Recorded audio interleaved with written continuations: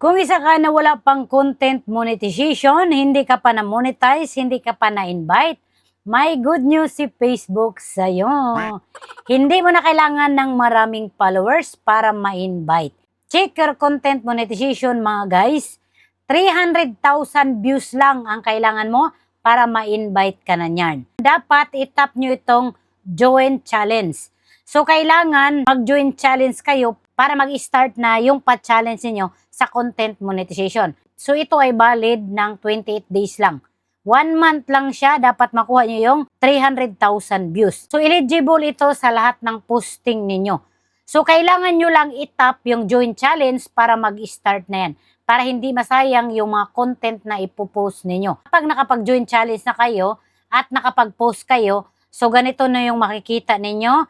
Ilan na yung na-reach ninyo or nakuha nyo na views at makikita nyo din dyan yung mga content na gipost ninyo. Maganda itong update para sa mga hindi pa na-invite sa content monetization kasi hindi naman masyadong malaki yung 300,000 views at saka isang buwan pa siya. Kahit isang content mo lang yung mag-viral, posibleng makuha mo yan.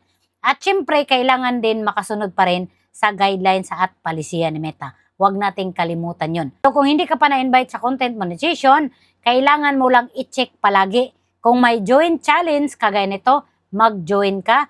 At pwede nyo ring itap itong notify me kapag i-ma-invite na kayo, manonotify ka. Makikita mo na dyan kung ilan na lang yung kulang mo sa 300,000 views na yan. So kung may iba kayong katanungan pagdating sa Facebook account, pwede nyo ako i-follow sa account ko. Mas active ako dito at pwede nating sagutin yung katanungan ninyo. Thank you.